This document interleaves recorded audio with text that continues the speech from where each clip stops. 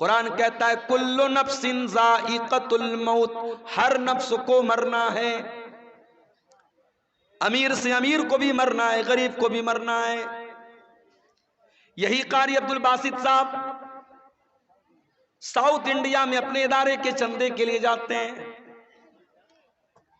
افطار کا ٹائم ہے، افطار کا سامان لینے کے لیے جاتے ہیں، اور ٹرین کے دروازے پر سیڑھی چڑھتے ہوئے اچانک ان کا پیر پھسلتا ہے، گرتے ہیں، اور وہی حادثہ ان کی موت کا سبب بن جاتا ہے۔ میرے پیارے بھائیوں، ہم نہیں جانتے موت کب آئے گی، اس لیے کہ 5 چیزوں کی جانکاری صرف اللہ تعالیٰ کو ہے۔ سورہ لقمان کی آخری آیت ہے، ان اللہ عندہ علم الساعہ، اللہ ہی کو پتا ہے کہ قیامت کب آئے گی۔ قیامت کا ایگزیکٹ علم صرف اللہ تعالیٰ کو معلوم ہے۔ قیامت کی نشانیاں بتائی گئی، مگر قیامت ایگزیکٹ کب آئے گی، تاریخ کیا ہوگی، دن کون سا ہوگا، یہ ہمیں نہیں معلوم۔ ان اللہ عندہ علم الساعہ، قیامت کا ایگزیکٹ علم اللہ تعالیٰ کے پاس ہے۔ وَيُنَزِّلُ الْغَيْثَ، بارش کب ہوگی، کتنی ہوگی، کہاں ہوگی، اللہ کو معلوم ہے۔ ابھی کٹیہار کے 2-3 پروگرام کینسل ہو گئے، موسم خراب ہو گیا، بارش ہو گئی۔ آپ کے اسی علاقے میں سیلاب کی وجہ سے بہت سارے پروگرام کینسل ہو جاتے ہیں۔ موسم کب چینج ہو جائے، کب طوفان آ جائے، کب سیلاب آ جائے، ہم نہیں جانتے۔ وَيَعْلَمُ مَا فِي الْأَرْحَامِ، اور رحم مادر میں کیا ہے، ماں کے پیٹ میں کیا ہے، صرف اللہ کو معلوم ہے۔ آپ کہیں گے نہیں مولوی صاحب، آج کے زمانے میں الٹرا ساؤنڈ کرا لو، معلوم ہو جاتا ہے لڑکا ہے لڑکی، یہ پتہ چل جاتا ہے۔ حالانکہ سرکار کی طرف سے پرتیبندھ ہے، گورنمنٹ کی طرف سے منع ہے، مگر پتہ لگانے والے تب بھی لگا لیتے ہیں۔ اور کہیں یہ پتہ چل گیا کہ ماں کے پیٹ میں لڑکی ہے اور آلریڈی 2-3 لڑکیاں ہیں، تو لڑکی کو ماں کے پیٹ میں ختم بھی کرا دیتے ہیں لوگ، جس کو انگلش میں بولتے ابارشن، گربھ پات کرا دیتے ہیں، ماں کے پیٹ میں ہی بچی کو مار دیتے ہیں۔ اور ہم کہتے ہیں صاحب ہم لوگ بڑے پڑھے لکھے لوگ ہیں، بڑے سولڈ لوگ ہیں، بڑے تہذیب یافتہ لوگ ہیں۔ ارے ہم سے اچھے تو 1400 سال پہلے کے عرب کے وہ جاہلی دور میں، دور جاہلیت کے وہ بدو تھے، وہ دیہاتی تھے، وہ جاہل لوگ تھے جو اپنے بچیوں کو مارتے تھے، مگر پیدا ہونے کے بعد مارتے تھے۔ بچیوں کو قتل کرنے کی پرمپرا، بیٹیوں کو مارنے کا رواج 1400 سال پہلے بھی تھا۔ ایک ایسی سوسائٹی میں جہاں لڑکی پیدا ہونے کے بعد باپ بیچارہ پریشان ہو جاتا تھا، کیا کروں؟ اگر بیٹی کے بارے میں سماج کو پتا چلے گا کہ میرے گھر میں بیٹی پیدا ہوئی ہے، سماج مجھے تانا مارے گا، تو کیوں بیٹی کو پال رہا ہے۔ ایسے بھی قبیلے تھے، بہو لائیں گے، بیوی لائیں گے، مگر بیٹی پیدا ہوگی ان کے قبیلے میں بیٹی کو مار دیتے تھے۔ بیٹی کا باپ بننا یہ عیب تھا۔ اللہ نے قرآن میں ان کا ذکر کیا، فرمایا وَإِذَا بُشِّرَ أَحَدُهُمْ بِالْأُنْثَى ظَلَّ وَجْهُهُ مُسْوَدًّا وَهُوَ كَظِيمٌ۔ بیٹی کے باپ کو پتا چلتا تھا میرے گھر میں بیٹی پیدا ہوئی ہے، باپ کا چہرہ کالا پڑ جاتا تھا۔ يَتَوَارَى مِنَ الْقَوْمِ مِنْ سُوءِ مَا بُشِّرَ بِهِ، وہ اپنی قوم سے اپنا چہرہ چھپایا کرتا تھا۔ وہ بیچارہ سوچ میں پڑ جاتا تھا أَيُمْسِكُهُ عَلَىٰ هُونٍ أَمْ يَدُسُّهُ فِي التُّرَابِ، کہ کیا کروں، اگر بیٹی کو پالتا ہوں تو سماج میں اپمانت ہونا پڑے گا، ذلیل ہونا پڑے گا، اور دوسرا راستہ یہ ہے اپنی بیٹی کو لے جا کے زمین میں گاڑ دوں، دفن کر دوں۔ وہ تو مٹی میں جا کر کے اپنی بیٹی کو دفن کر دیتے تھے، مگر بیٹی کا جنم ہونے کے بعد ایسا کرتے تھے۔ آج کا پڑھا لکھا انسان، آج کا ترقی یافتہ انسان، آج کا سوسائٹی والا انسان کیا کرتا ہے؟ ماں کے پیٹ میں الٹرا ساؤنڈ کے ذریعے پتہ لگا لیتا ہے بیٹی ہے، اور ڈاکٹر سے کہہ کر کے ایبارشن کروا لیتا ہے۔ کبھی موقع ملے نا تو یوٹیوب پر جا کر کے دیکھ لینا کہ ایبارشن کیسے ہوتا ہے۔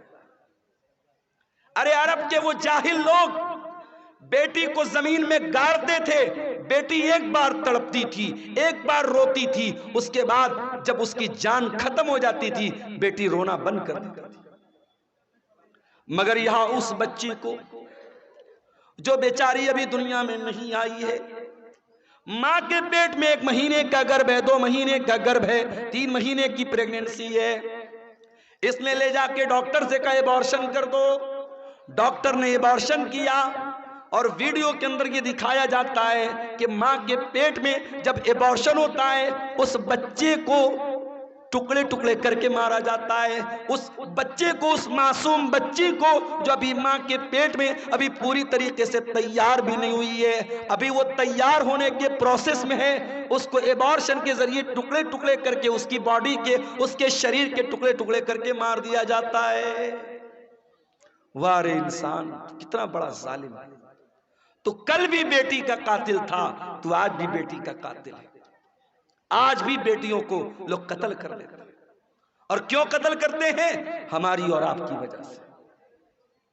یہ سماج، یہ سوسائٹی جو اپنے آپ کو بڑی دیندار کہتی ہے، جو سال میں جلسے کراتی ہے، جو پروگرام کراتی ہے، جس کے چہرے پر لمبی داڑھی ہے، جس کے ماتھے پر سجدے کا نشان ہے، اسی سماج میں جہیز چلتا ہے، اسی سماج میں بارات چلتی ہے، اسی سماج میں غریب کی بیٹی کی شادی کرنے کے لیے غریب بیٹی کا باپ لون لیتا ہے، زمین بیچتا ہے، جائیداد بیچتا ہے، پھر اپنی غریب لڑکی کی شادی کرتا ہے۔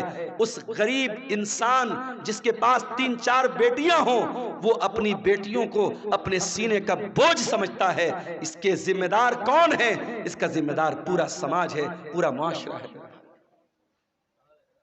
بیٹی کو بوجھ بنا کے رکھا ہے۔ بیٹی بوجھ نہیں ہے میرے بھائی، بیٹی رحمت ہوتی ہے۔ اگر بیٹی بوجھ ہوتی، اللہ نے اپنے نبی کو 4 بیٹیاں نہ دی ہوتی۔ اللہ نے اپنے آخری نبی کو، اپنے سب سے محبوب نبی کو اللہ نے 4 بیٹیوں کا باپ بنایا۔ اور معاف کرنا، میرے نبی صرف بیٹیوں کے باپ نہیں تھے، بیٹیوں کی جان تھے۔ میرے نبی اپنی بیٹیوں کی آنکھ میں کبھی آنسو نہیں دیکھتے تھے، میرے نبی اپنی بیٹیوں سے بہت محبت کرتے تھے۔ اللہ کہہ رہا ہے وَيَعْلَمُ مَا فِي الْأَرْحَامِ، ماں کے پیٹ میں کیا ہے یہ میں ہی جانتا ہوں، کوئی نہیں جانتا۔ الٹرا ساؤنڈ کے ذریعے ڈاکٹر یہ بتا دے گا کہ ماں کے پیٹ میں ہونے والے بچے کا جینڈر کیا ہے، لڑکا ہے یا لڑکی ہے، لیکن ڈاکٹر یہ نہیں بتا پائے گا وہ بچہ پیدا ہونے کے بعد دنیا میں کتنے دن زندہ رہے گا۔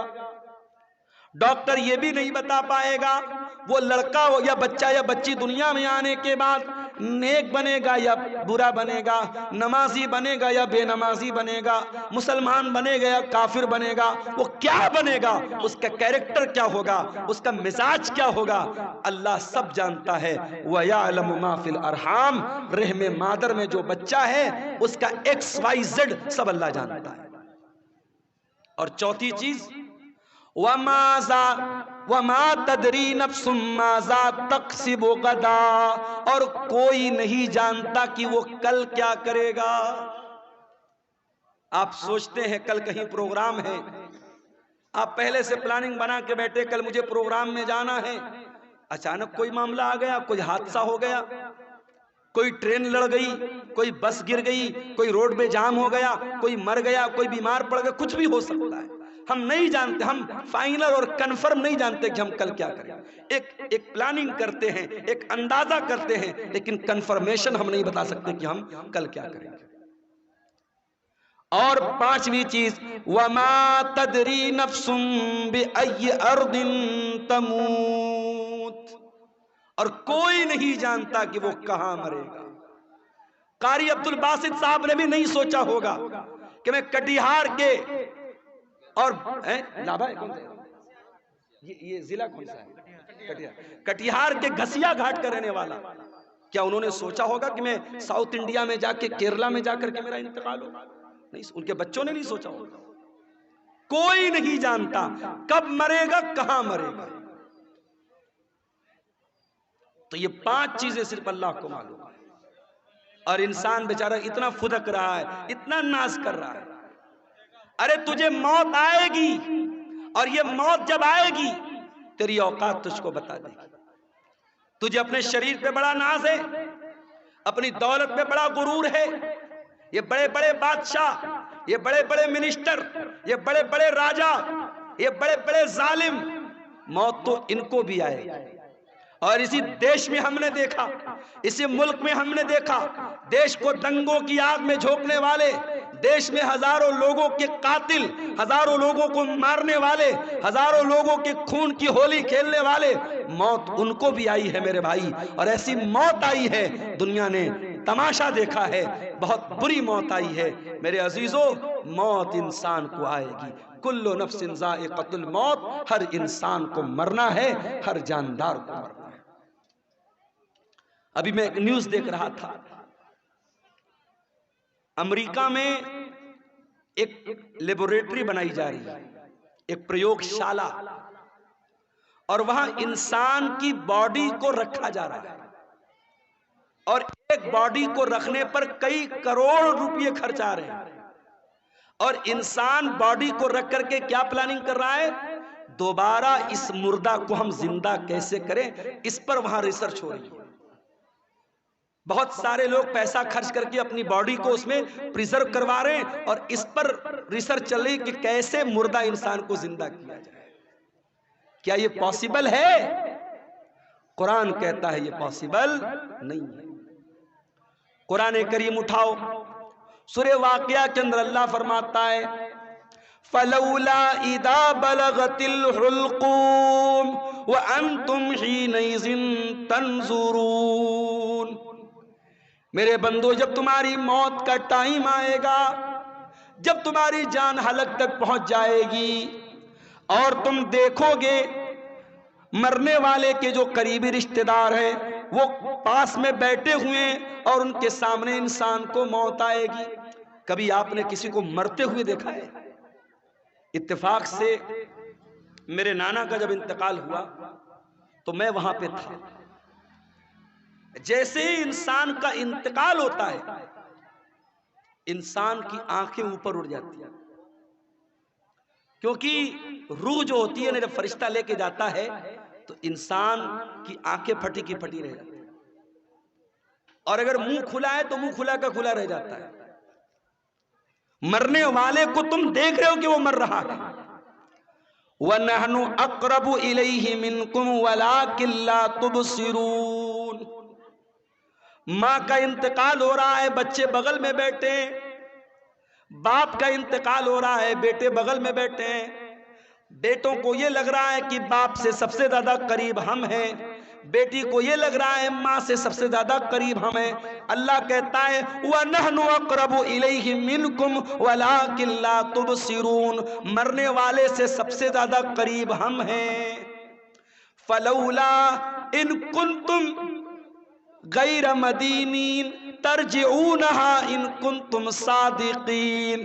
اے میرے بندو، اگر تم کو یہ لگتا ہے کہ کوئی اللہ نہیں ہے، کوئی رب نہیں ہے، کوئی موت دینے والا نہیں ہے، اور تم کسی کے انڈر میں نہیں ہو، تم کسی کے پاور میں نہیں ہو، تو ذرا مرنے والے کو دوبارہ زندہ کر کے دکھا دو، ذرا روح کو واپس ڈال کے دکھا دو.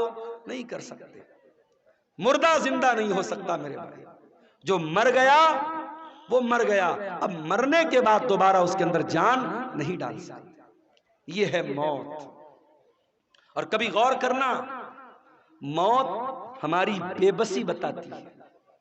جب ہمارا انتقال ہوتا ہے نا دنیا میں آپ کے سامنے آیا ہوں کرتا پائجامہ صدری پہن کے آیا ہوں.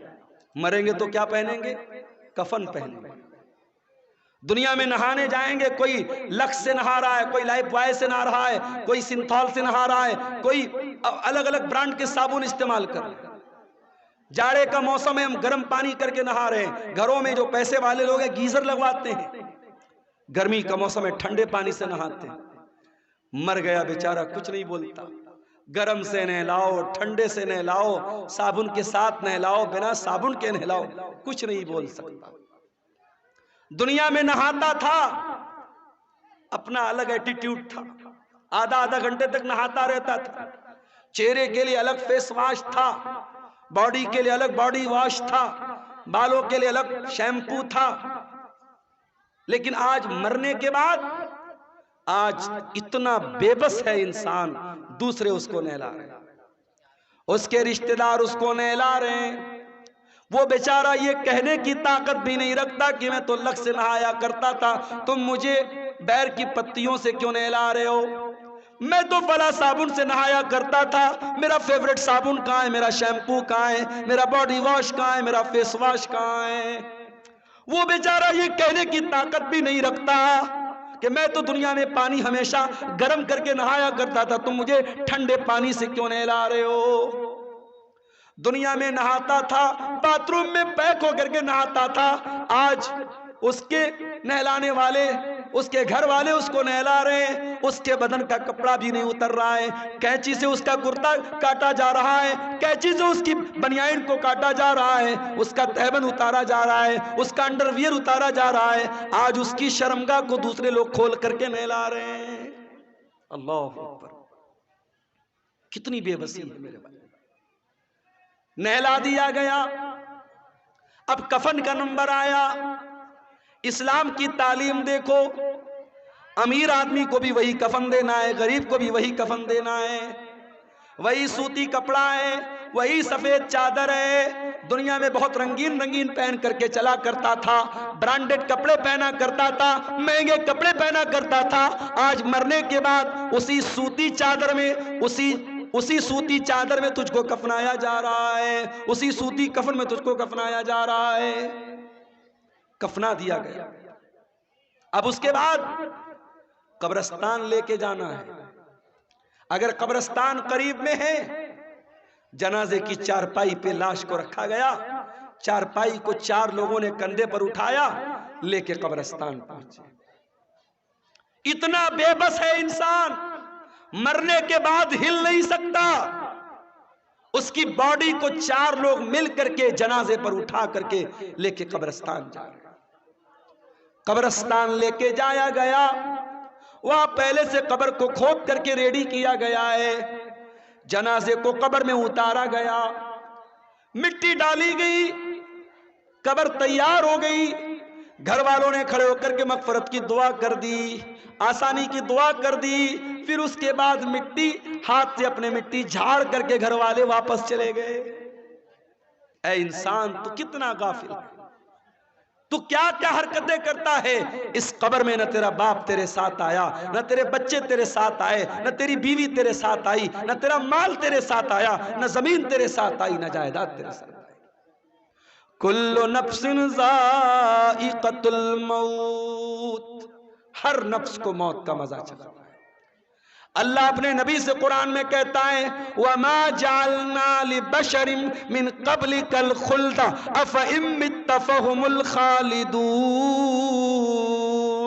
اے نبی، آپ سے پہلے جتنے انسان آئے ان کو بھی موت آئی اور آپ کو بھی موت آنے والی ہے، آپ کو بھی مرنا ہے. انک میت وانہم میتون، اے نبی آپ بھی مرنے والے ہیں اور یہ سب مرنے والے، سب کو موت آنے والی ہے. ہمارے نبی کو موت آئی کہ نہیں آئی؟ آئیے ذرا سا نبی کی وفات کا نقشہ آپ کے سامنے کھینچتے ہیں. نبی کا انتقال کب ہوا؟ ربیع الاول کے مہینے. عمر کتنی تھی؟ 63 برس. مہینہ کون سا؟ ربیع الاول. تاریخ کون سی؟ 12 تاریخ. دن کون سا؟ سوموار کا دن. تھوڑا اور پیچھے چلو، ربیع الاول کے پہلے جب رمضان کا مہینہ آیا، پیارے نبی کی عادت تھی رمضان میں ہر سال حضرت جبریل علیہ السلام آپ کے پاس آتے تھے اور آپ کو قرآن کا دور کراتے تھے، قرآن پڑھاتے تھے اور آپ ان کو قرآن سناتے تھے. آخری بار جب آپ کی زندگی کا آخری رمضان تھا، اللہ کے پیارے نبی نے جبریل کو 2 مرتبہ قرآن سنایا. اللہ کے نبی نے حضرت جبریل کو 2 مرتبہ قرآن سنایا. یہ اس بات کی علامت تھی کہ اب آخری رمضان ہے، اب اس کے بعد کوئی رمضان آنے والا نہیں ہے. کچھ دنوں کے بعد جب حج کا موسم آیا، اللہ کے پیارے نبی نے اپنے صحابہ سے کہا میں حج کے سفر پہ جا رہا ہوں، جس کو میرے ساتھ حج کرنا ہے وہ چل سکتا ہے. صحابہ اکرام اپنے نبی کے ساتھ حج کے سفر پہ نکلے. 1 لاکھ سے زیادہ صحابہ حج کے اس سفر میں اپنے نبی کے ساتھ ہیں. اور اس حج کے دوران اللہ کے پیارے نبی بار بار اپنے صحابہ سے کہہ رہے ہیں خُذُوا عَنِّی مَنَاسِکَکُمْ خُذُوا عَنِّی مَنَاسِکَکُمْ. او لوگوں مجھ سے حج کا طریقہ سیکھ لو، مجھ سے حج کے ارکان سیکھ لو. ہو سکتا ہے کہ آئندہ سال تم اپنے نبی کو نہ پاؤ، ہو سکتا ہے آئندہ سال میرا انتقال ہو جائے، ہو سکتا ہے آئندہ سال میں زندہ نہ رہوں. آپ نے حج کیا ہے اور حج کے 2.5 مہینے کے بعد آپ کا انتقال ہوا. ذی الحجہ، محرم، سفر، ربیع الاول. ذی الحجہ میں آپ نے حج کیا ہے، ربیع الاول میں آپ کا انتقال ہوا ہے. انتقال سے پہلے آپ نے حضرت معاذ بن جبل رضی اللہ تعالیٰ عنہ کو یمن بھیجا تھا. اسلام کا داعی بنا کر، اسلام کا مبلغ بنا کر آپ نے یمن بھیجا تھا. آج ہمارا نوجوان دیوالی کا تہوار آتا ہے، بڑے شوق سے مٹھائی کھاتا ہے. میں اس مسئلے کو نہیں چھیڑ رہا ہوں کہ دیوالی کی مٹھائی کھانا جائز ہے یا ناجائز ہے، اس مسئلے کو چھوڑ دو. لیکن آج حالات کیا ہیں؟ آج بہار کے بہت سارے مسلمان دیوالی کا تہوار منا رہے ہیں، ان کے گھروں پر بھی دیے جل رہے ہیں، مسلمانوں کے گھروں سے بھی پٹاخوں کی آواز آ رہی ہے. وَذَا میں تم ہو نصارہ تو تمتن میں ہنود، یہ مسلمان ہیں جنہیں دیکھ کے شرمائیں یہود. تیرا غیر مسلم بھائی شرک کر رہا ہے، اللہ کو چھوڑ کر اپنے دیوی دیوتا کی عبادت کر رہا ہے. تیرا فرض کیا تھا؟ تیرا کرتویہ کیا تھا؟ تیری ڈیوٹی کیا تھی؟ کہ تو توحید سمجھاتا، تو شرک سے منع کرتا، تو بتاتا یہ مہا پاپ ہے، یہ گناہ ہے، اللہ ہی ہمارا پالنہار ہے، اللہ ہی ہمارا معبود ہے. اپنے غیر مسلم بھائی کو تو اسلام کی دعوت دیتا، اسلام کی تبلیغ کرتا، مگر تو شوق سے بیٹھ کے مٹھائی کھا رہا ہے. تو اس کے تہوار میں، اس کے شرکیہ کام میں سیلیبریٹ کر رہا ہے. شرک کو کبھی سیلیبریٹ نہیں کیا جائے گا میرے بھائی. شرک کو ہمیشہ نگلیکٹ کیا جائے گا، شرک کو ہمیشہ ریجیکٹ کیا جائے گا، شرک کی ہمیشہ تردید کی جائے گی، شرک کو کبھی سیلیبریٹ نہیں کیا جائے گا. یہ مسئلہ یاد رکھنا. اللہ کے نبی نے معاذ بن جبل کو یمن اسلام کا داعی بنا کے بھیجا. حضرت معاذ بن جبل اونٹنی کے اوپر سوار ہیں اور اونٹنی کی نکیل اللہ کے رسول کے ہاتھوں میں ہے. اللہ کے نبی حضرت معاذ بن جبل کو نصیحت کر رہے ہیں، سمجھا رہے ہیں، بجھا رہے ہیں، ان کو باتیں بتا رہے ہیں. باتیں بتاتے ہوئے آپ نے کہا اے معاذ، ہو سکتا ہے کہ آئندہ سال جب تم مدینہ میں آؤ تو تمہارا گزر تمہارے نبی کی قبر کے پاس. اے معاذ، ہو سکتا ہے کہ آئندہ سال جب تم آؤ تو اپنے رسول کو نہ پاؤ اور رسول کی جگہ تمہیں رسول کی قبر نظر آئے اور رسول کی قبر کے پاس سے تمہارا گزر. حدیث کے الفاظ ہیں، اتنا سننا تھا کہ معاذ بن جبل رونے لگے، آنکھوں سے آنسو جاری ہو گئے. اے اللہ کے نبی، کیا وہ دن بھی دیکھنا پڑے گا؟ آپ کی جدائی کو سہنا پڑے گا، آپ بھی ہم کو داغ مفارقت دے کے چلے جائیں گے، آپ بھی ہمیں چھوڑ کے چلے جائیں گے. یہ منظر یاد کر کے حضرت معاذ ابن جبل رونے لگے. جب وہ رونے لگے تو اللہ کے پیارے نبی نے مدینہ کی طرف اشارہ کیا، مدینہ کی طرف اشارہ کیا اور آپ نے فرمایا اے معاذ ابن جبل، ان اول الناس بی المتقون من کانوا وحیث کانوا. اے معاذ، کان کھول کر کے سن لو، اگر مجھ سے محبت کرتے ہو اور قیامت کے دن میرے ساتھ رہنا چاہتے ہو، متقی بن جانا، پرہیزگار بن جانا، اللہ سے ڈرنے والے بن جانا. جو متقی ہوں گے، جو پرہیزگار ہوں گے، وہ ہمیشہ میرے ساتھ رہیں گے. یہ بشارت آپ نے سنائی. میرے بھائیوں، نبی کو احساس تو ہو گیا تھا کہ آپ کا انتقال ہونے والا ہے. اس کے بعد جب آپ مکہ فتح ہو گیا تھا، مکہ فتح ہونے کے بعد جب قرآن کی آیت اتری اذا جاء نصر اللہ والفتح ورأیت الناس يدخلون فی دین اللہ افواجا فسبح بحمد ربک واستغفرہ انہ کان توابا. جب قرآن کی یہ چھوٹی سورت نازل ہوئی تو نبی سمجھ گئے کہ اب جب اللہ کا دین مکمل ہو رہا ہے، اللہ کا مشن پورا ہو رہا ہے، اس کا مطلب کہ اب میری موت کا ٹائم قریب آ رہا ہے. انہی دنوں میں اللہ کے نبی بیمار پڑ گئے. ایک انصاری صحابی کے جنازے میں آپ گئے. یہ سفر کی آخری تاریخوں میں سے کوئی تاریخ تھی، غالباً سفر کی 27 تاریخ تھی. آپ جنازے میں سے واپس آنے لگے، آپ کے سر میں بہت تیز درد ہونے لگا. آپ گھر آئے، آپ نے حضرت عائشہ سے کہا عائشہ میرے سر میں بہت تیز درد ہو رہا ہے. حضرت عائشہ نے آپ کے سر پر پٹی رکھ دی. آپ کو بہت تیز بخار آیا، اور بخار اتنا تیز تھا کہ پٹی کے اوپر سے بھی بخار کی گرمی محسوس ہو رہی تھی. یہ بدھ کا دن تھا، یہ بدھ کا دن تھا، اور سفر کی آخری تاریخوں میں سے کوئی تاریخ تھی. یہی سے اللہ کے نبی کی بیماری کا آغاز ہوا. اللہ کے پیارے نبی کو خیبر کے موقع پر ایک یہودی عورت نے گوشت میں زہر ملا کر کے کھلایا تھا. اس گوشت کا اثر 4 سال کے بعد ظاہر ہو رہا تھا. آپ حضرت عائشہ سے کہتے تھے اے عائشہ، وہ گوشت جو میں نے خیبر میں کھایا تھا اس کے اندر جو زہر ملا تھا، اس زہر کا اثر میں اپنی اتڑیوں کے اندر پاتا ہوں، اپنے معدے کے اندر پاتا ہوں. اس زہر کا اثر آپ نے اپنی باڈی پر محسوس کیا. اسی بیماری کی ایام میں ایک دن اللہ کے پیارے نبی خطبہ دیتے ہیں. صحابہ کرام کا مجمع بیٹھا ہوا ہے، اللہ کے پیارے نبی خطبہ دے رہے ہیں، اور خطبے میں آپ کہتے ہیں ان اللہ خیر عبدا، اللہ تعالیٰ اپنے ایک بندے کو اختیار دے رہا ہے، اپنے ایک بندے کو چوائس دے رہا ہے کہ اے میرے بندے، تو چاہے تو دنیا کی نعمتوں کو لے لے، اور چاہے تو میرے پاس آ جا اور اس سے اچھی نعمتیں میں تجھ کو دے دوں. تو اللہ کے اس بندے نے اللہ کے پاس جانے کو پسند کر لیا. ابھی اتنا بیان کیا تھا آپ نے کہ ابو بکر صدیق زارو قطار رونے لگے، اور روتے ہوئے کہنے لگے فدیناک بآبائنا و امہاتنا، ہمارے ماں باپ آپ کے اوپر فدا ہو جائیں، ہمارے ماں باپ آپ پر قربان ہو جائیں. ابو سعید خدری کہتے ہیں ہمیں بڑی حیرت ہوئی کہ اللہ کے پیارے نبی تو ایک کامن بات بتا رہے، ایک عام بات بتا رہے ہیں، اس میں رونے کی کیا بات ہے؟ یہ ابو بکر کیوں رو رہے ہیں اور روتے روتے یہ کیوں کہہ رہے ہیں کہ ہمارے ماں باپ آپ کے اوپر قربان ہو جائیں؟ مگر ہم کو بعد میں پتا چلا کہ اللہ کے پیارے نبی اپنی بات کر رہے تھے کہ اللہ تعالیٰ مجھ کو اپنے پاس بلانا چاہتا ہے.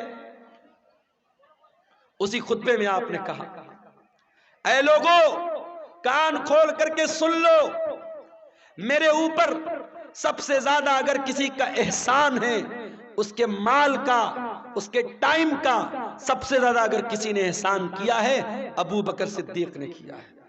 او لوگو اگر میں دنیا میں کسی کو خلیل بناتا، ابو بکر کو خلیل بناتا، مگر میں اللہ کا خلیل ہوں، اللہ نے مجھے اپنا خلیل بنایا ہے.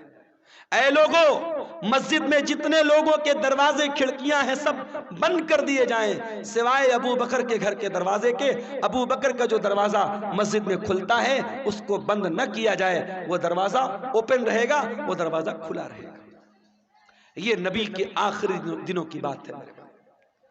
سوموار کے دن آپ کا انتقال ہوا، بدھ کا دن آیا. بدھ کے دن آپ نے صحابہ سے کہا کہ 7 الگ الگ کنویں کا پانی لایا جائے. 7 الگ الگ کنویں کا پانی لایا گیا. اللہ کے پیارے نبی نے غسل فرمایا. غسل کرنے کے بعد آپ نے اپنے سر کے اوپر پٹی باندھی اور آپ مسجد میں آئے اور منبر پر چڑھے اور آپ نے خطبہ دیا. اور اسی خطبے میں آپ نے فرمایا کہ او لوگو میرے انصاری صحابہ، میرے انصار صحابہ کے ساتھ تم کبھی غلط سلوک مت کرنا، انہم کرشی و عیبتی، یہ میرے بڑے خاص لوگ ہیں، انہوں نے بڑی قربانیاں دی ہیں، اگر کبھی تم امیر بن جانا، مسلمانوں کے ذمہ دار بن جانا تو انصار صحابہ کرام کے ساتھ اچھا سلوک کرنا، وہ اگر بھلائی کریں ان کی بھلائی کو قبول کر لینا، اگر ان سے غلطی ہو جائے تو درگزر کر دینا، معاف کر دینا۔ جمعرات کا دن آیا، نبی نے ظہر پڑھائی، نبی نے عصر پڑھائی، نبی نے مغرب پڑھائی، اور مغرب کی نماز میں آپ نے سورۃ المرسلات کی تلاوت کی۔ عشاء کا ٹائم آیا، حضرت بلال آئے، اے اللہ کے نبی نماز کا ٹائم ہو چکا ہے، لوگ آپ کا انتظار کر رہے ہیں۔ آپ نے کہا پانی لاؤ، پانی لایا گیا، آپ نے غسل کیا، غسل کرنے کے بعد آپ کھڑے ہوئے، تھوڑی دور آگے بڑے، چکر کھا کے گر پڑے، ہوش آیا، پوچھا صلی الناس، کیا نماز ہو گئی؟ لا ہم ینتظرونک یا رسول اللہ، اے اللہ کے نبی لوگ آپ کا انتظار کر رہے ہیں، ابھی نماز نہیں پڑھی لوگوں نے۔ پھر آپ نے غسل کیا، پھر آپ اٹھ کر کے جانے لگے، پھر غشی طاری ہو گئی، پھر گر پڑے، 3 بار ایسا ہوا، 3 بار چکر کھا کے اللہ کے پیارے نبی گر پڑے زمین کے اوپر۔ جب 3 بار ایسا ہو گیا اور آپ سمجھ گئے کہ اب میری طبیعت مسجد میں جانے لائق نہیں ہے، تو آپ نے کہا کہ جاؤ ابو بکر سے کہو وہ لوگوں کو نماز پڑھائیں۔ لوگ حضرت ابو بکر کے پاس آئے، چلیے آپ نماز پڑھائیے، اللہ کے نبی کا آرڈر ہے۔ ابو بکر بڑے نرم دل آدمی تھے، بڑے رحم دل آدمی تھے، انہوں نے حضرت عمر سے کہا کہ اے عمر آپ جا کر کے نماز پڑھا دیجئے۔ حضرت عمر نے کہا نہیں، اللہ کے نبی نے آپ کو پرمیشن دی، آپ چل کر کے نماز پڑھائیے۔ 17 ٹائم کی نمازیں نبی کی زندگی میں، نبی کی آخری ایام میں ابو بکر صدیق نے پڑھائی۔ جمعرات کے دن کی عشاء کی نماز، جمعہ کی 5 ٹائم کی نماز، سنیچر کو 5 ٹائم کی نماز، اتوار کو 5 ٹائم کی نماز، اور سوموار کی فجر کی نماز، یہ ٹوٹل 17 نمازیں حضرت ابو بکر صدیق نے اللہ کے پیارے نبی کی زندگی میں آخری دنوں میں پڑھائی تھی۔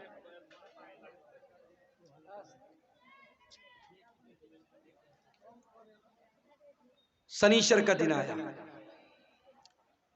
نبی کی وفات کے 2 دن پہلے، سنیچر کا دن، نبی بہت بے چین ہے، اتنے بے چین ہے کبھی چادر اوڑھ لیتے ہیں، کبھی چادر پھینک دیتے ہیں، بے چینی آپ کے اوپر طاری ہے۔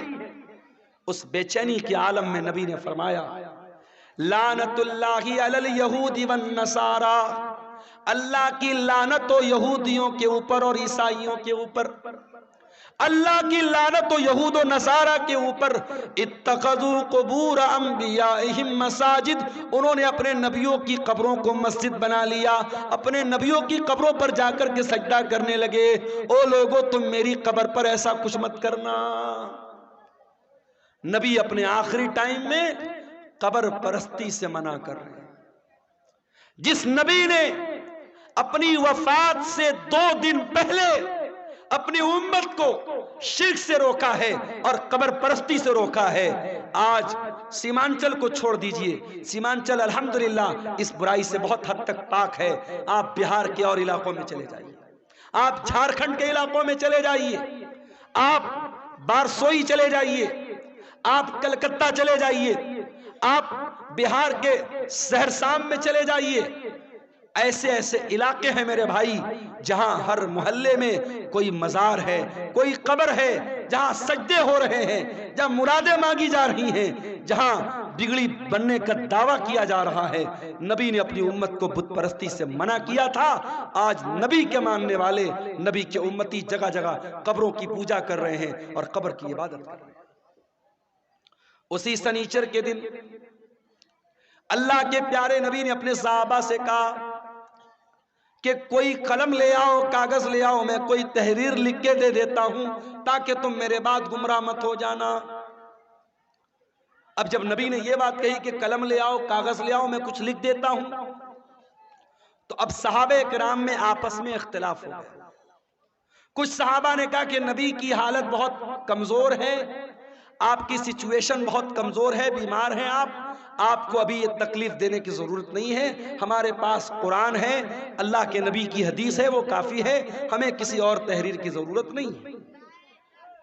کچھ لوگوں نے کہا جب اللہ کے نبی خود کہہ رہے ہیں کہ قلم لے آؤ، کاغذ لے آؤ، میں لکھ دیتا ہوں تو لے آؤ۔ اس بات پر آپس میں جھگڑا ہونے لگا، بحث ہونے لگی، اور جب بحث ہونے لگی اللہ کے نبی نے کہا چلے جاؤ یہاں سے، نبی نے سب کو وہاں سے ہٹا دیا۔ اس کا مطلب یہ ہوا کہ اگر وہ بات اتنی امپورٹنٹ ہوتی، اتنی اہم ہوتی کہ اس کے بغیر مسلمانوں کا کام نہ چلتا تو نبی صحابہ سے یہ نہ کہتے کہ چلے جاؤ، نبی کہتے لے آؤ، میں ہر حال میں لکھ کے دے دیتا ہوں۔ نبی نے نہیں لکھوایا، اس کا مطلب کہ وہ بات پہلے سے آپ بتا چکے تھے، وہ بات کوئی اتنی امپورٹنٹ بات نہیں تھی۔ اتوار کا دن آیا، نبی کی وفات سے ایک دن پہلے کا دن، نبی نے اپنے سارے غلاموں کو آزاد کر دیا۔ نبی کے گھر میں جتنے ہتھیار تھے، تلوار تھی، ڈھال تھی، زرہ تھی، سب آپ نے مسلمانوں کے لیے وقف کر دیا۔ اتنا ہی نہیں، آپ کے گھر میں 7 دینار تھے، آپ نے ان کو بھی صدقہ خیرات کر دیا۔ اتوار کا دن گزارنے کے بعد جب رات آئی ہے اور چراغ جلانے کے لیے تیل کی ضرورت پڑی ہے تو اماں عائشہ کہتی ہے میرے پاس تیل نہیں تھا، مجھے پڑوسی سے مانگنا پڑا، تب جا کر محمد رسول اللہ کے گھر میں چراغ جلا ہے، روشنی ہوئی ہے۔ اللہ اکبر۔ میری پیاری ماں اور بہنوں، آج آپ کا چپل آپ کی پسند کا نہ آئے، آپ کا کپڑا آپ کی پسند کا نہ آئے، آپ کی پسند کی جویلری آپ کا شوہر نہ لائے تو میاں بیوی میں جھگڑا ہو جاتا ہے۔ بیوی کہہ دیتی ہے ارے جائیے، آپ کے ساتھ تو شادی کر کے میں پھنس گئی، شادی کر کے پھنس گئی آپ کے ساتھ، آپ تو کبھی میری پسند کا سامان نہیں لاتے ہیں۔ آج شوہر اپنا دل اور کلیجہ نکال کے رکھ دے تب بھی بیوی خوش نہیں ہونے والی۔ وہ ایک لطیفہ ہے نا کہ ایک مولوی صاحب تھے، بہت اچھی تقریر کرتے تھے، بہت پبلک ان کی بڑی عزت کرتی تھی، بڑا لوگ احترام کرتے تھے، اور گھر میں جو ان کی گھر والی تھی وہ ان کی عزت ہی نہیں کرتی تھی، ان کو مانتی نہیں تھی۔ تو ایک دن ان کی گھر والی نے کہا ارے سنتے ہو، رات میں نے خواب دیکھا ایک بزرگ ہوا میں اڑ رہے ہیں، ایک بزرگ کو دیکھا میں نے کہ ہوا میں اڑ رہے ہیں، میں تو دیکھ کے بڑی اچنبھت ہو گئی، حیران ہو گئی۔ تو مولوی صاحب نے کہا کہ ارے پاگل، وہ بزرگ میں تھا جس کو تم نے ہوا میں اڑتے ہوئے دیکھا تھا۔ کہا اچھا آپ تھے، اسی لیے تھوڑا ٹیڑھا ٹیڑھا اڑ رہے تھے، سیدھا نہیں اڑ رہے تھے۔ تو بیوی کبھی شوہر کی تعریف کرنے کو تیار نہیں ہوتی ہے، یہ مزاج ہوتا ہے میرے بھائیوں بیویوں کا۔ لیکن آپ دیکھیے نبی کی بیویوں نے کیسی زندگی گزاری۔ نبی نے اپنی بیویوں کو کوئی لگژری لائف نہیں دی، کوئی شاندار گھر نہیں ہے، کوئی شاندار کپڑا نہیں ہے، کوئی شاندار فرنیچر نہیں ہے۔ نبی کی حیات کا آخری دن ہے اور نبی کے گھر میں جو چراغ جل رہا ہے، چراغ کی بتی کا تیل بھی ادھار مانگ کے لایا گیا ہے۔ سوموار کا دن آتا ہے، نبی اکرم کی زندگی کا آخری دن ہے۔ اللہ کے پیارے نبی فجر کی نماز کا ٹائم ہوتا ہے، بستر سے اٹھتے ہیں، اپنے کمرے کے دروازے پر آتے ہیں، پردہ ہٹاتے ہیں، سامنے صحابہ کرام نماز پڑھ رہے ہیں، ابو بکر صدیق نماز پڑھا رہے ہیں اور صحابہ کرام نماز پڑھ رہے ہیں۔ یہ منظر دیکھ کر کے اللہ کے نبی بہت خوش ہوتے ہیں اور آپ کے چہرے پر مسکراہٹ آ جاتی ہے۔ آپ جب مسکرانے لگتے ہیں تو صحابہ کرام نماز کی حالت میں اپنے نبی کی مسکراہٹ کو محسوس کر لیتے ہیں۔ صحابہ کرام سمجھ جاتے ہیں کہ اللہ کے نبی اپنے کمرے کے دروازے پر آئے ہیں۔ صحابہ کرام تالی بجانے لگتے ہیں، لقمہ دینے لگتے ہیں حضرت ابو بکر صدیق کو کہ جلدی سے پیچھے چلے آؤ، اللہ کے نبی آ چکے ہیں۔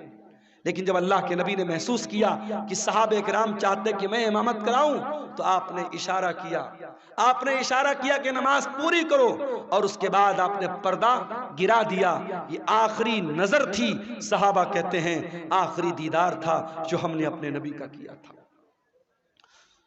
فجر کا ٹائم ختم ہوا، چاشت کا ٹائم شروع ہوا، سورج آسمان کی طرف بلند ہونے لگا۔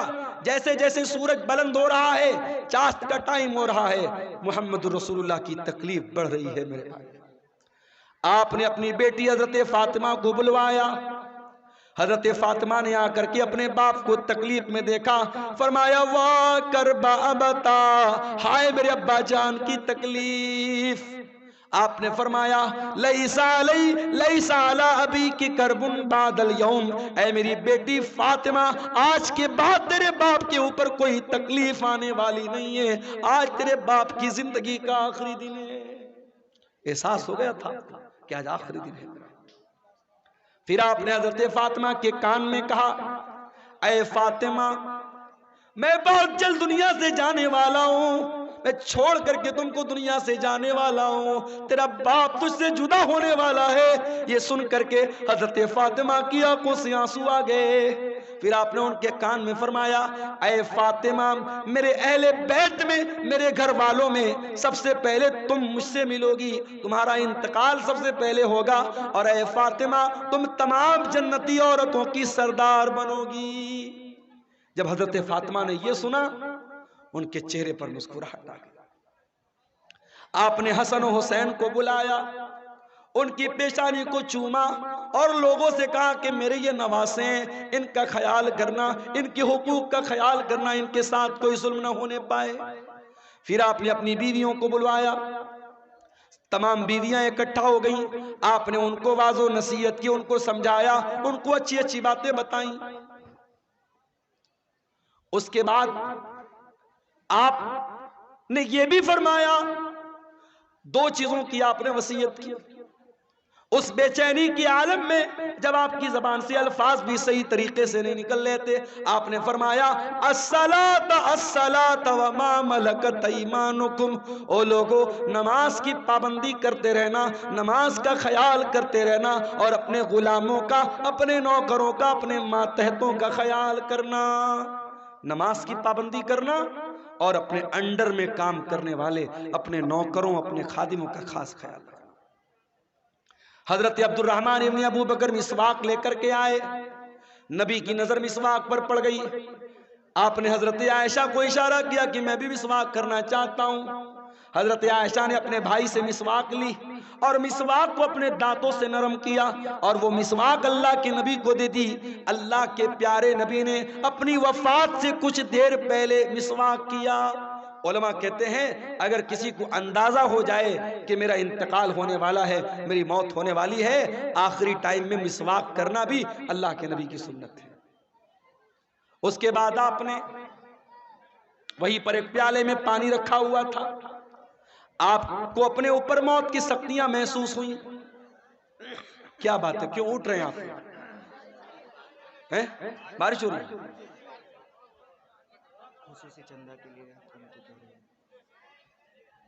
میرے بھائیوں، علاقہ اتنا پچھڑا ہوا ہے، مجھے یاد ہے جب قاری صاحب نے مجھ کو بلایا تھا اور میں جہاں ٹھہرا ہوا تھا، رات بھر مچھروں نے میرا جینا حرام کر دیا تھا، کیڑوں نے، مچھروں نے۔ مجھے گھسیا گھاٹ کا علاقہ کبھی بھولتا نہیں ہے، اور تبھی میں نے کہا تھا کہ اتنا پچھڑا علاقہ بہت کم دیکھنے کو ملتا۔ اب تو ماشاءاللہ راستے واسطے بھی بن گئے، کچھ ترقی ہوئی ہے۔ اس علاقے میں یہ قاری عبد الباسط صاحب نے یہ ادارہ کھولا ہے، اور آپ جانتے ہیں یہ جلسہ ادارے کے چندے کے لیے جلسہ ہو رہا ہے، یہ بار بار بتانے کی ضرورت نہیں ہے۔ میں بنگالی علماء کی طرح چندہ کرنے والا مقرر نہیں ہوں، لیکن میں آپ سے گزارش کرتا ہوں یہ جلسے والوں کی محنت پر پانی مت پھیریے۔ بارش ہو رہی ہے، ہلکی پھلکی بارش ہو رہی ہے، اگر ہو بھی رہی تھوڑا بہت بھیگ بھی گئے تو مسئلہ نہیں ہے، لیکن آپ اس ادارے کے اوپر پیسوں کی بارش ضرور کر کے جائیے گا، اور جو بھی چندہ 100 200 1000 لاکھ 2 لاکھ جو بھی آپ دے کے جا سکتے ہیں ادارے کا تعاون کر کے جائیے گا۔ خصوصی طور پر یہ میری آپ سے گزارش ہے، ادارہ آپ کے تعاون کا محتاج ہے۔ علاقہ دیکھ لیا، اس وقت تک میں موت کی سختی کو برا سمجھتی تھی، مگر جب اپنے نبی کے اوپر میں نے موت کی سختی کو دیکھا تو میں سمجھ گئی کہ موت کی سختی برحق ہے، اور موت کی سختی کسی کے اوپر بھی آ سکتی ہے۔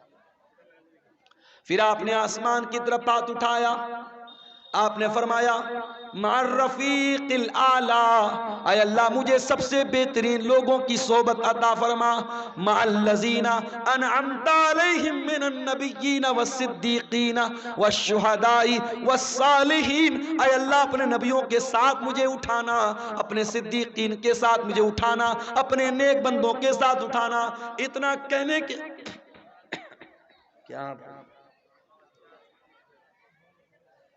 کیڑے مکوڑے بھی جو ہے نا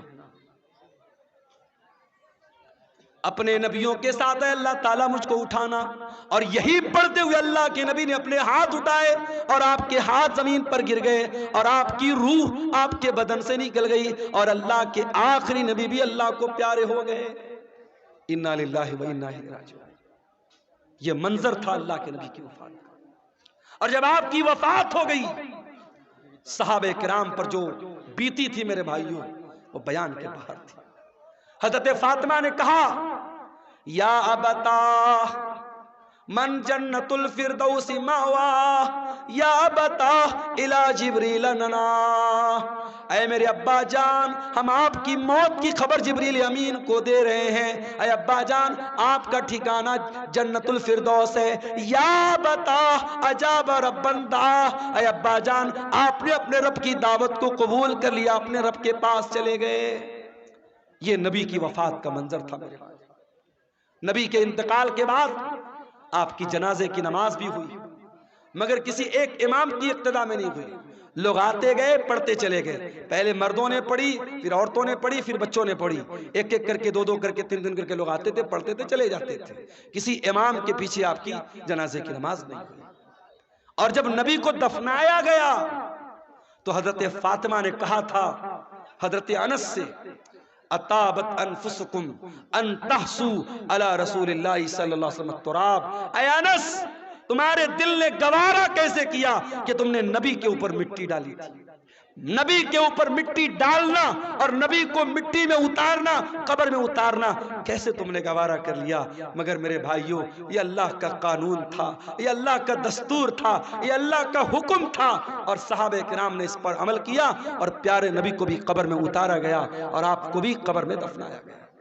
تو موت تو سب کو آنی ہے میرے بھائی، کل نفس ذائقۃ الموت، سورہ آل عمران کی آیت نمبر 185 میں پہلی بات اللہ نے یہی بیان کی۔ اس کے بعد فرمایا وَإِنَّمَا تُوَفَّوْنَ أُجُورَكُمْ يَوْمَ الْقِيَامَةِ، اور اے میرے بندو مرنے کے بعد جب تم اللہ کے پاس جاؤ گے تو قیامت کے دن تمہارے عمل کا پورا پورا بدلہ تمہیں دیا جائے گا۔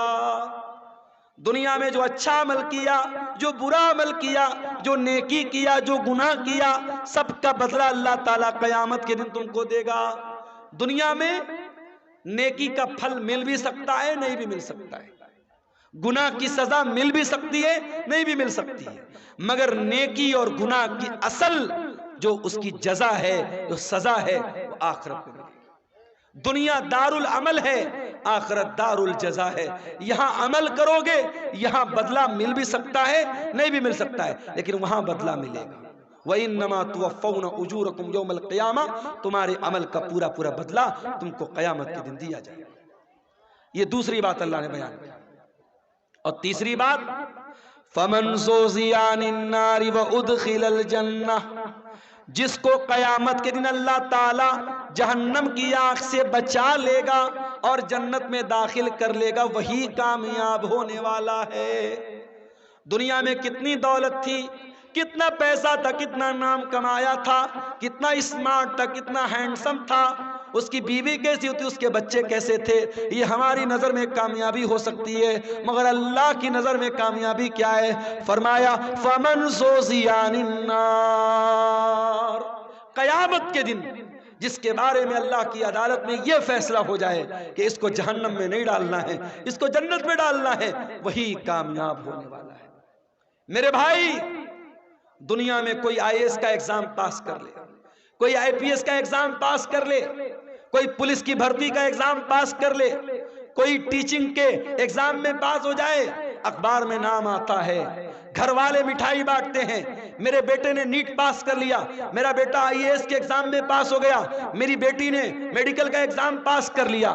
ذرا سوچو کتنی خوشی کا لمحہ ہوگا جب قیامت کے دن اللہ کی عدالت میں یہ فیصلہ ہوگا میرا یہ بندہ پاس ہو گیا، یہ میرا بندہ پاس ہو گیا، اس کو جنت میں لے کے جاؤ۔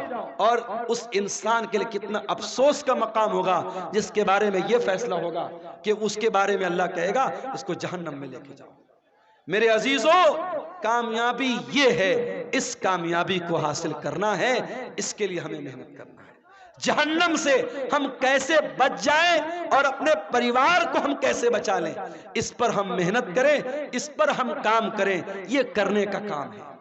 اسی لیے اللہ قرآن میں کہتا ہے قُوْ أَنفُسَكُمْ وَأَهْلِيكُمْ نَارًا، اے ایمان والو اپنے آپ کو اور اپنے گھر والوں کو جہنم کی آگ سے بچاؤ۔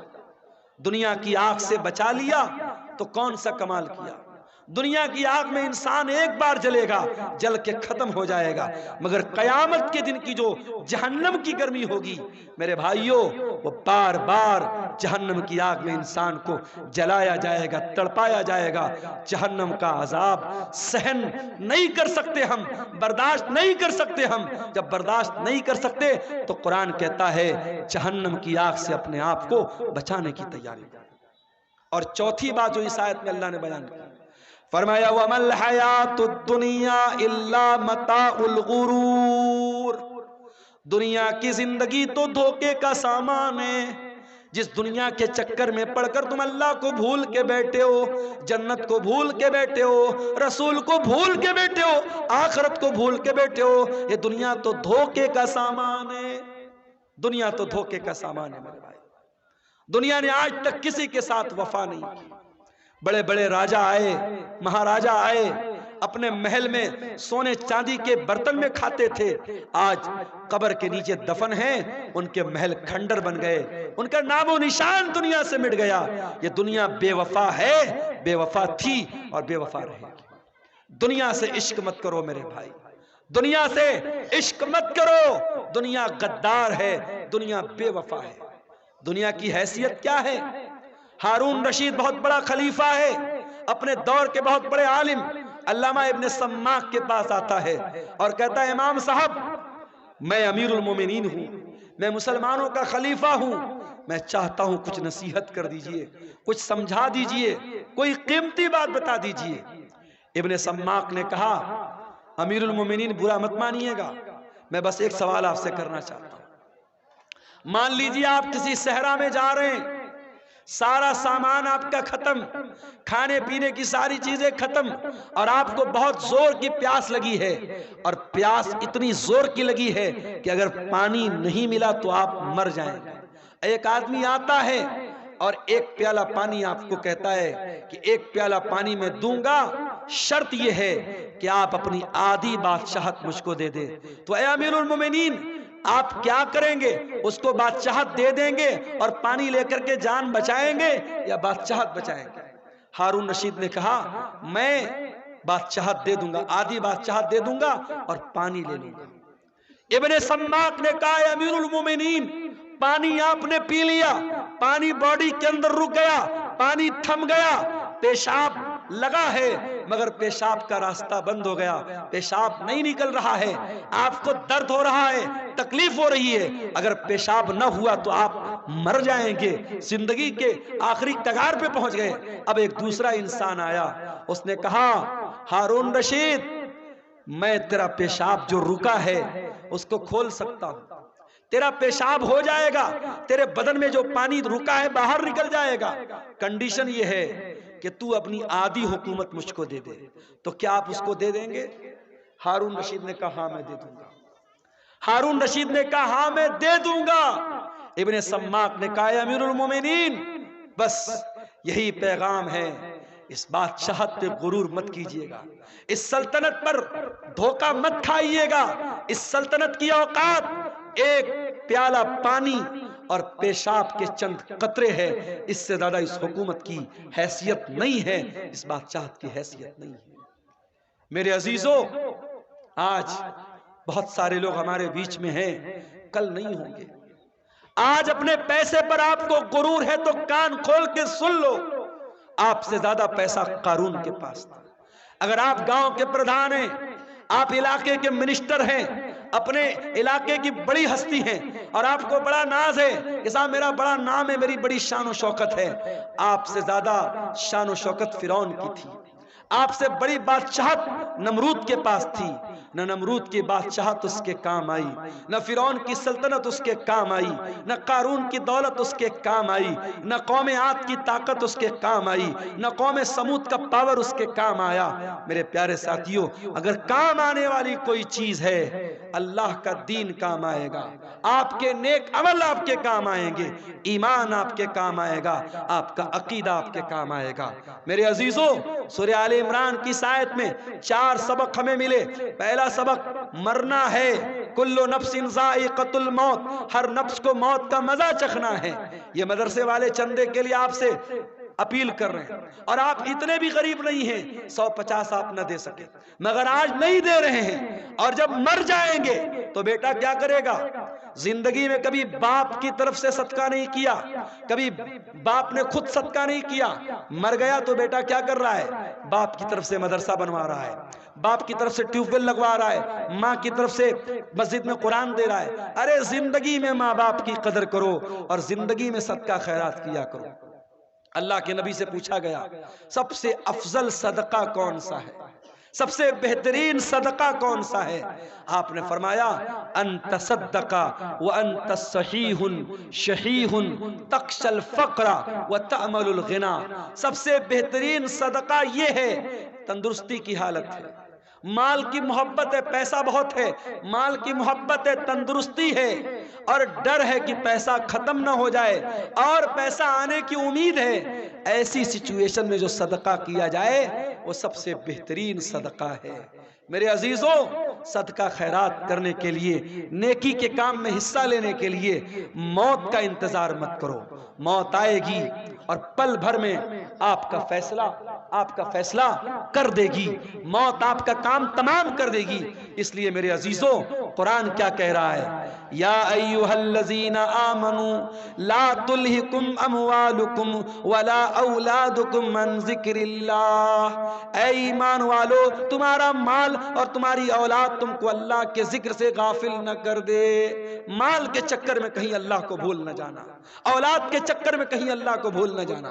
وَمَن يَفْعَلْ ذَلِكَ فَأُولَئِكَ هُمُ الْخَاسِرُونَ، اور جو ایسا کرے گا وہ بہت نقصان اٹھائے گا۔ وَأَنفِقُوا مِمَّا رَزَقْنَاكُمْ مِن قَبْلِ أَن يَأْتِيَ أَحَدَكُمُ الْمَوْتُ، اور اے ایمان والو، ہم نے جو روزی دی ہے اس میں سے خرچ کرو اس کے پہلے کہ موت آ جائے۔ فَيَقُولَ رَبِّ لَوْلَا أَخَّرْتَنِي إِلَىٰ أَجَلٍ قَرِيبٍ فَأَصَّدَّقَ وَأَكُن مِّنَ الصَّالِحِينَ۔ کہیں ایسا نہ ہو کہ موت کے آنے کے بعد تم کہو کہ اے اللہ 1 گھنٹے کا ٹائم اور دے دے، 1 منٹ کا ٹائم اور دے دے، میں تیری راہ میں صدقہ کرنا چاہتا ہوں، میں نیک بننا چاہتا ہوں۔ وَلَن يُؤَخِّرَ اللَّهُ نَفْسًا إِذَا جَاءَ أَجَلُهَا، لیکن اللہ کا قانون یہ ہے، موت آ گئی تو 1 سیکنڈ پہلے نہیں مر سکتے، 1 سیکنڈ بعد میں نہیں مر سکتے۔ مجھے بہت اچھی طریقے سے یاد ہے 10 اکتوبر 2020 کی وہ شام، 10 اکتوبر 2020 کی وہ رات جب میری ماں کا انتقال ہوا تھا، اور میں بنارس کے اپنے گھر کے بہت قریب کے ہاسپٹل میں ماں کو لے کے جا رہا تھا۔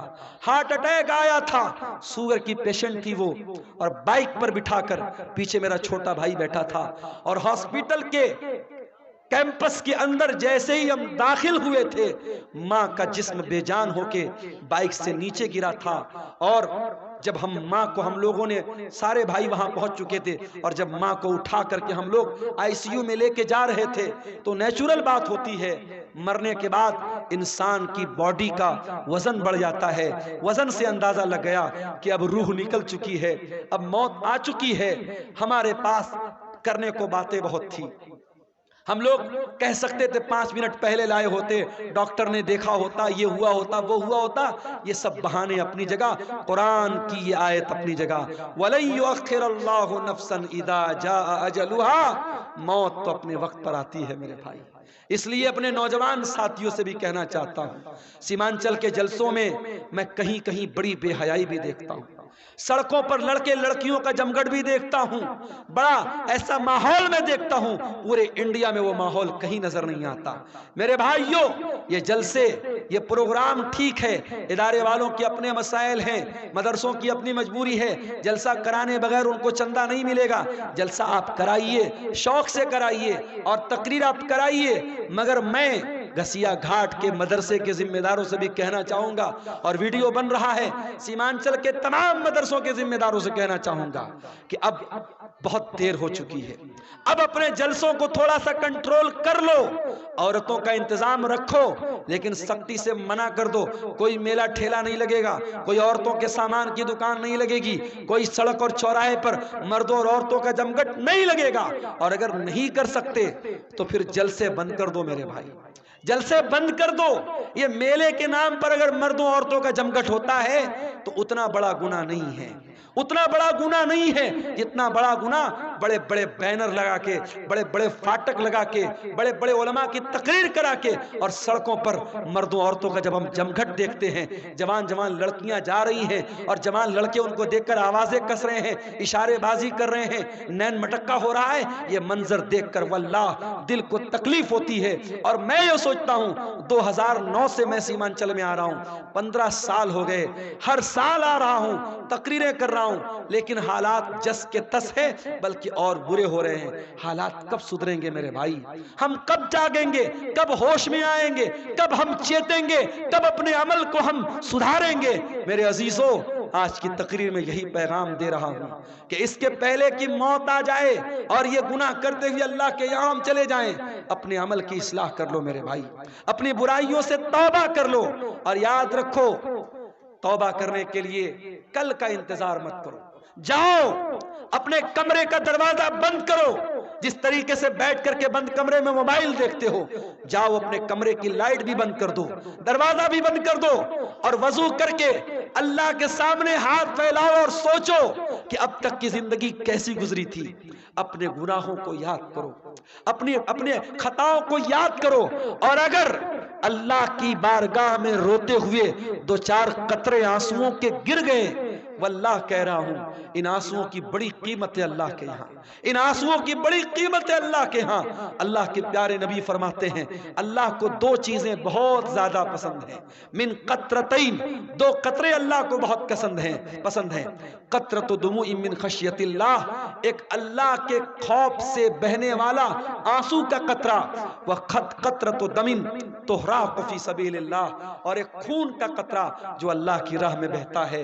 میرے عزیزو، توبہ کر لو، جوانی میں توبہ کر لو، اپنی طاقت کے دور میں توبہ کر لو، کل بڑھاپے میں توبہ کرنے کا کوئی مطلب نہیں ہوگا۔ در جوانی توبہ کردن شیوئے پیغمبری، وقت پیری گرگ ظالم می شود پرہیزگار۔ جوانی میں توبہ کرو، یہ نبیوں کا طریقہ ہے، بڑھاپے میں تو بھیڑیا بھی شریف بن جاتا ہے، جب منہ میں دانت نہیں، پیٹ میں آنت نہیں، شریف بن گئے تو کون سا کمال کیا۔